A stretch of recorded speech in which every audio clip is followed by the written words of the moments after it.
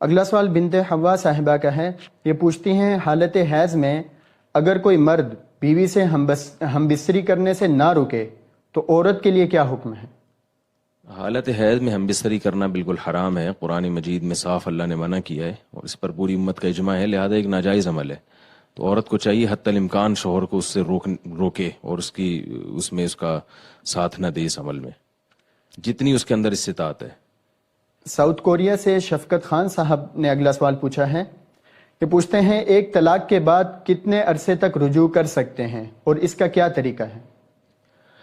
اگر بیوی کو حمل نہیں ہے تو اور وہ اس کو حیض آتا ہے تو 3 حیض، یعنی جب طلاق دی ہے پاکی کی ایام میں، تو جب تک 3 حیض آ کے نہیں گزر جاتے، 3 دفعہ مینسز آ کے نہیں گزر جاتے، مرد رجوع کر سکتا ہے.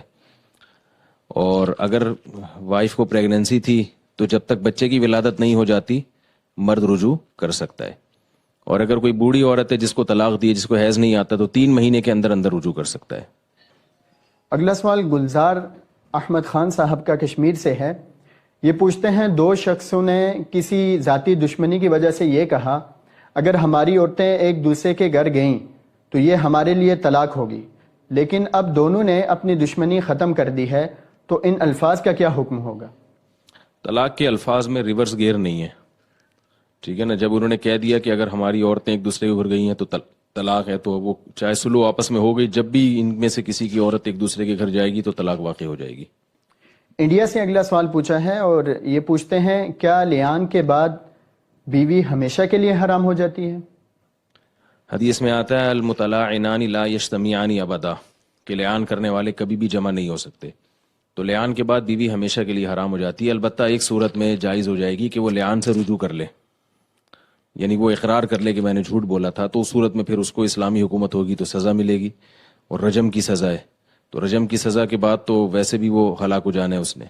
لیکن بہرحال اگر وہ لیان سے رجوع کر لے تو پھر وہ مطلعنان رہتے نہیں ہیں، تو پھر وہ نکاح آپس میں کر سکتے ہیں.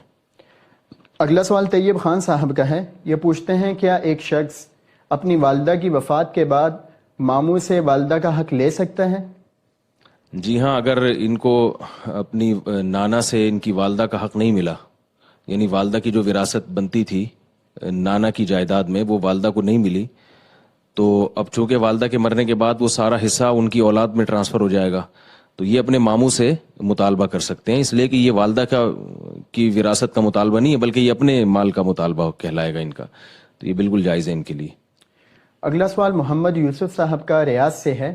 یہ پوچھتے ہیں کیا ہمارے نبی کریم صلی اللہ علیہ وسلم کی وفات کے وقت ان کو موت کی تکلیف ہوئی تھی یا نہیں؟ سنا ہے کہ آپ صلی اللہ علیہ وسلم کو بہت زیادہ تکلیف ہوئی تھی.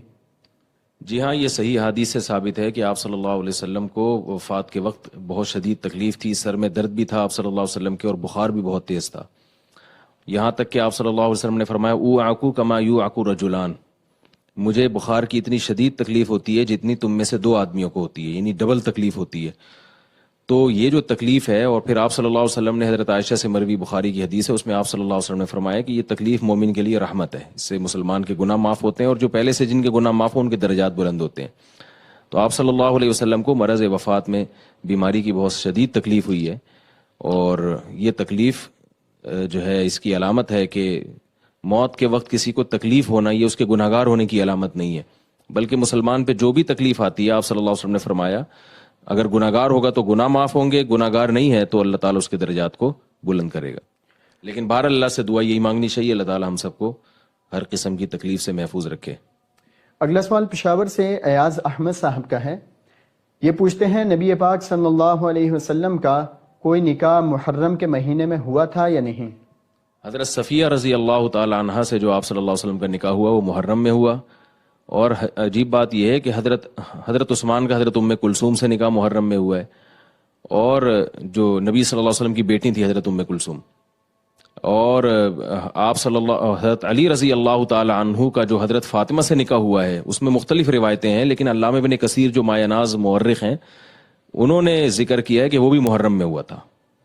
تو اس لیے محرم میں نکاح تو بڑے بڑے حضرات اور صحابہ کی سنت ہے، اس میں ہمیں ہچکچانا نہیں چاہیے. ندرت چوہان صاحبہ نے اگلا سوال پوچھا ہے. یہ پوچھتی ہیں کچھ اہل سنت لوگوں سے ہی سنا ہے کہ محرم کے پہلے 10 دن کوئی چیز خریدنی نہیں چاہیے، نہ ہی عورت کو بناؤ سنگار کرنا چاہیے. کیا یہ بات درست ہے؟